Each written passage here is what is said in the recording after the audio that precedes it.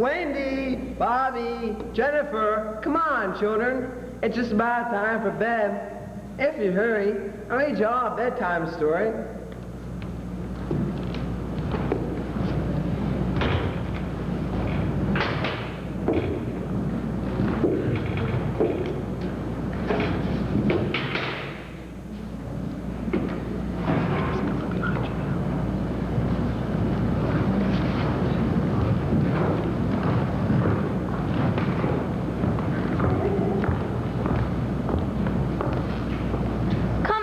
Wendy and Bobby, Gramps is going to read us a bedtime story if we hurry. Coming!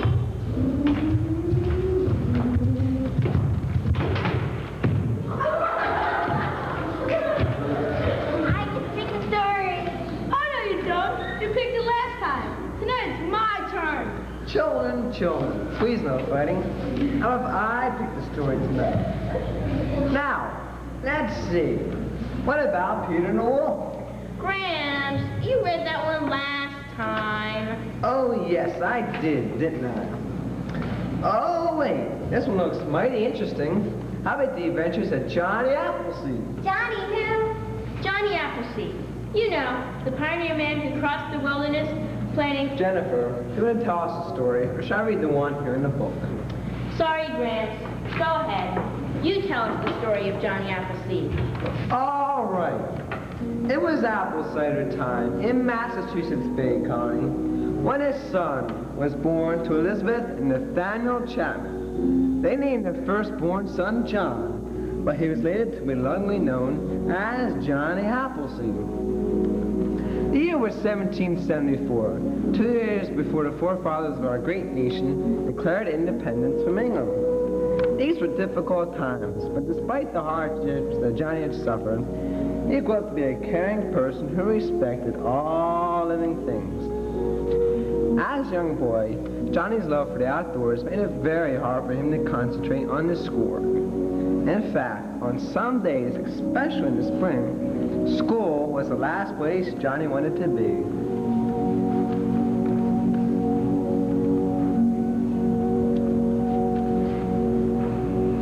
Today, children, we will all review the 2 times table. After I've written a few problems on the board, I will be calling on you for the correct answer.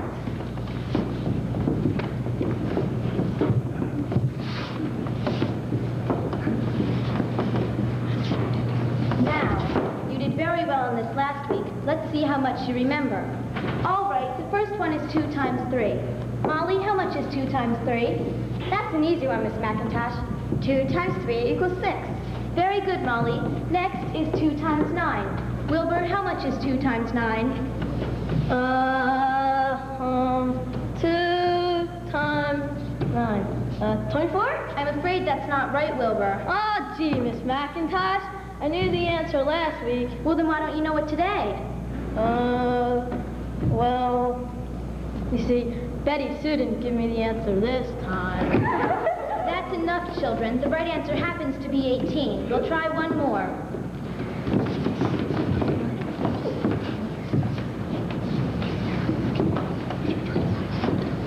All right, class, 2 times 5. 2 times 5. How about John? 2 times 5, John. John Chapman, have you been paying attention to me? Well, Miss McIntosh, John Chapman, what am I going to do with you? You're never going to learn your lessons unless you pay attention and stop this daydreaming. What will ever become of you? I know I spend a lot of time daydreaming, Miss McIntosh, but I just can't seem to help it. Tell me, Johnny, just what is it you're always daydreaming about? Why don't you come up here and tell us all about it? Sure, Miss McIntosh. I'd be happy to.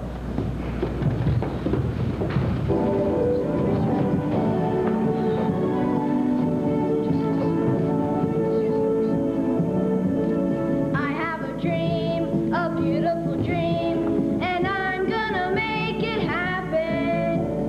He has a dream, a beautiful dream, and he's gonna make it come true. I'm gonna put some apple seeds in a bag.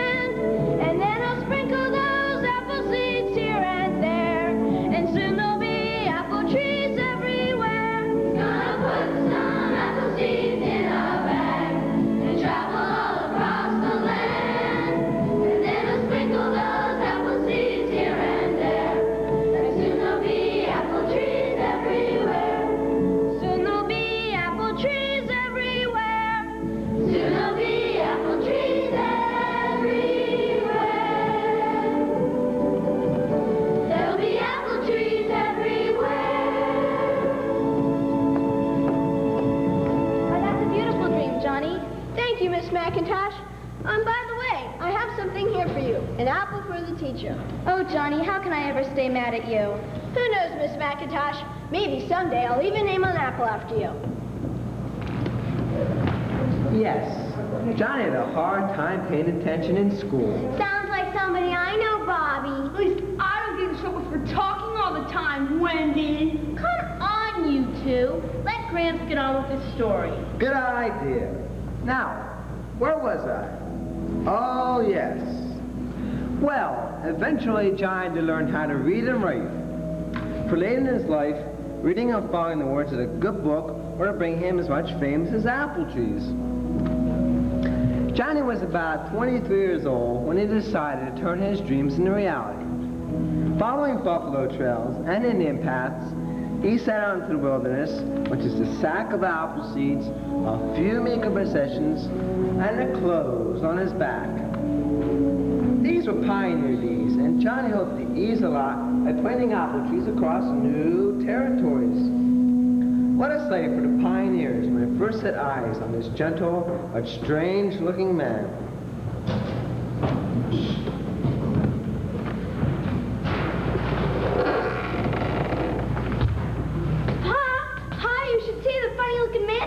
Way. What's he look like? Well, Pop, he's got a raggedy-looking clothes.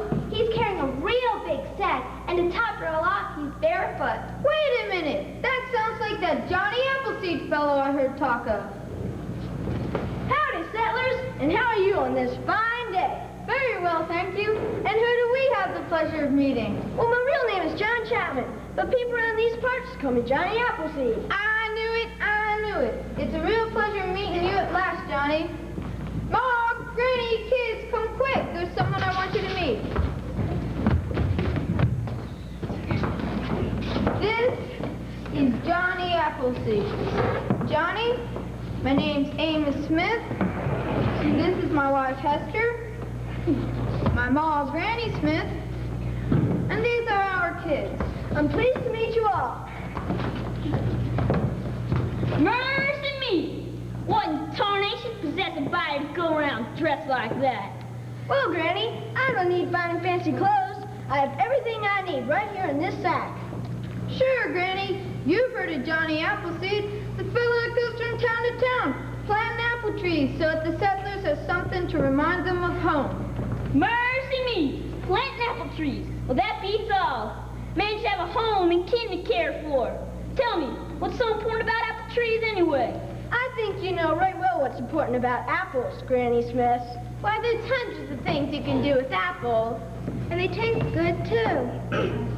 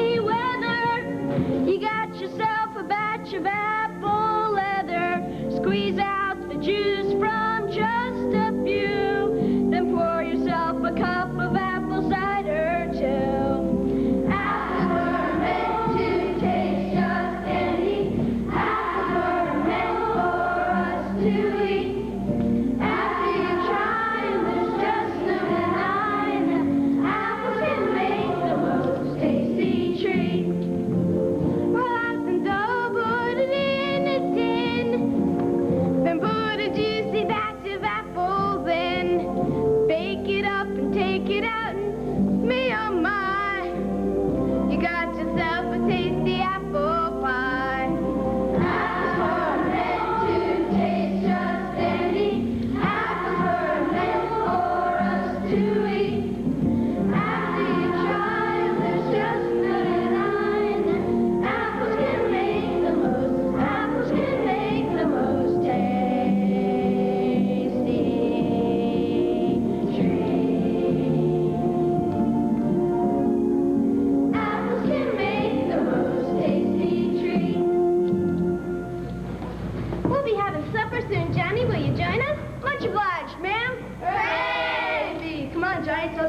could travel. Sure, children. Let's gather around.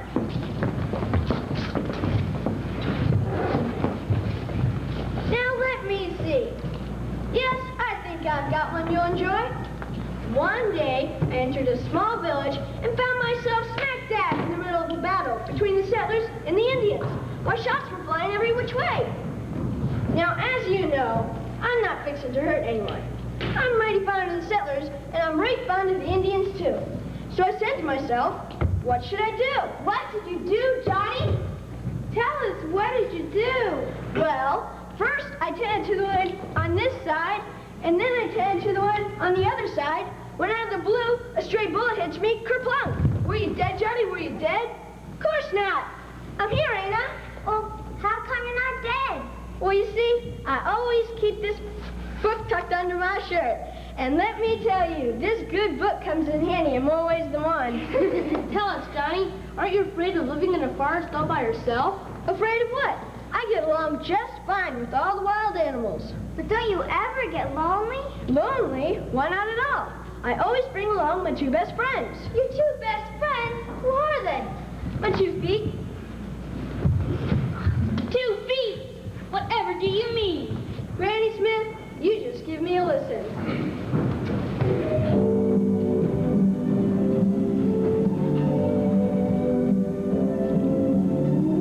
Tap, tappy, hap, hap, happy. Tap, tappy, hap, hap, happy.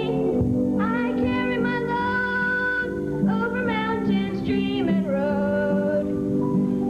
As across the wilderness I wander. These happy feet keep a tapping to the beat. As across this great big land I go. And as I roam, the forest is my home. And of all the many friends I meet, the 2 best friends I know, everywhere I go, are a tap, tap, tappy, hap, hap, happy feet. Tap, tappy, hap, hap, happy. Tap, tappy, hap, hap, happy. Right foot to nose, to left one where to go. And across the wilderness he wanders. They seem to say, Johnny, get along your way. As across this great big land he goes. And as I roam, the forest is my home. And of all the many friends I meet, the 2 best friends I know, everywhere I go, are a tap, tap, tappy, hap, hap, happy feet. Tap, tappy, hap, hap, happy. Tap, tappy, hap, hap, happy. Tap, tappy, hap, hap, happy.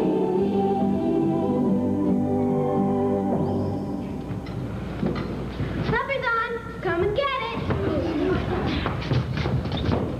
About time. Had my share of these stories. Scared about half to death. Mercy me.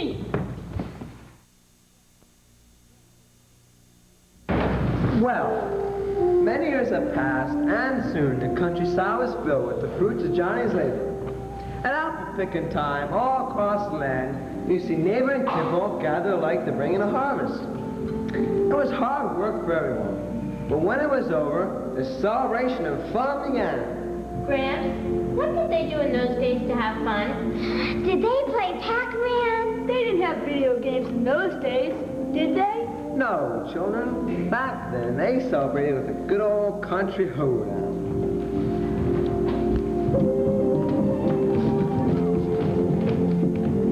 Pick an apple, put it in a basket. Pick an apple, put it in a basket. Fill that basket high. Gotta fill it up to your mouth. Gotta fill it up to your mouth. It's gonna make an apple pie. Pick an apple, put it in a basket. Pick an apple, put it in a basket.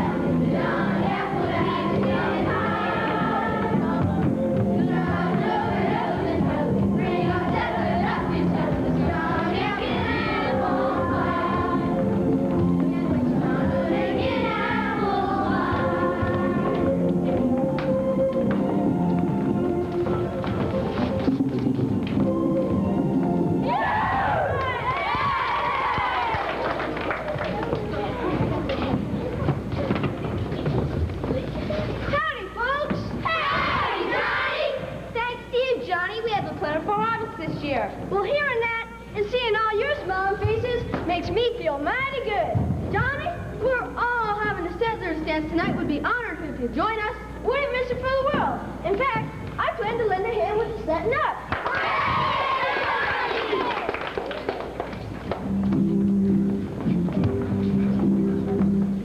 Come over here, Silas.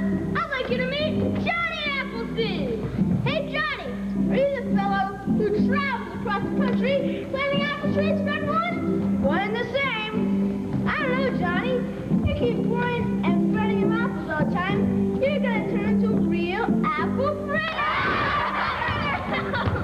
Hey, look, Johnny. There's Granny Smith. Hey, Granny. Bring along those same apple dumplings you made last year? Sure did, Silas. Don't touch them, Johnny. You could use her dumplings. Forget them! All right, folks, you have mountain boys have arrived, and the dance and fun is about to begin!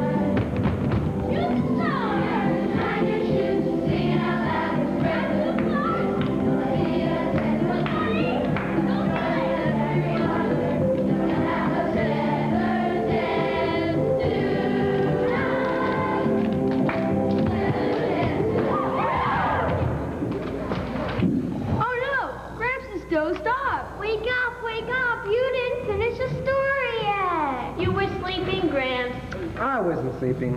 I was just resting my eyes. Now, where was I? The brave pioneers that set forth into the wilderness faced both great dangers and hardships.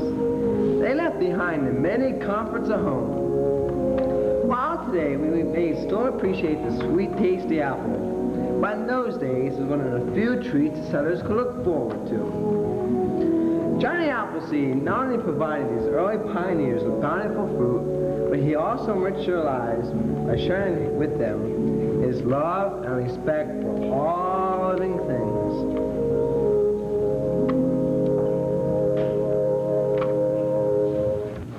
Come on, Johnny, please don't leave yet. Can't you tell us just one more story? Children, everything is a time and place, and I'm afraid it's time for me to be moving on. I've got my work to do, you know. Well, Johnny, just do us a little bit longer. Tell us a story about your friends in the forest. Yeah. All right, children, just one more story.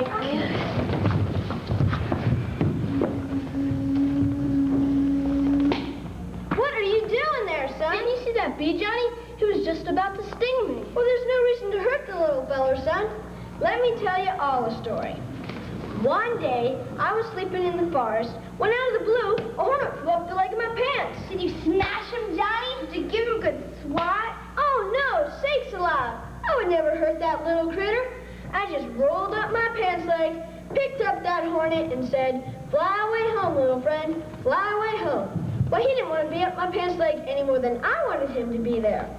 You see, children, God's creatures are not just my friends. We are all put on this good earth to live together in peace and harmony.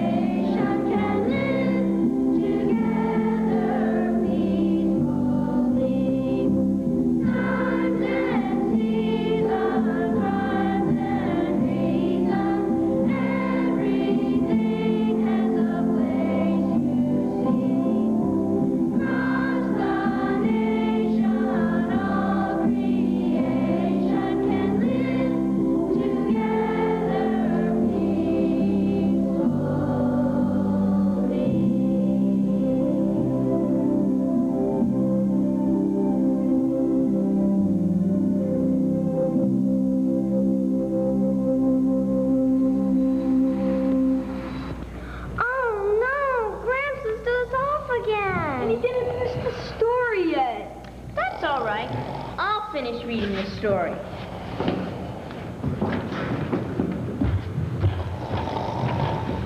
Many years have passed since Johnny Appleseed wandered through our country's wilderness.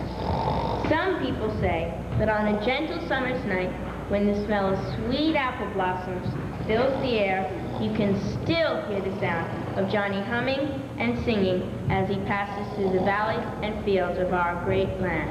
Is that the end, Jennifer? I'm afraid so. It says, the end. I guess we better get to bed. But what should we do about Gramps? Should we wake him? Why don't we do what Johnny Appleseed would have done? Let's just let him be.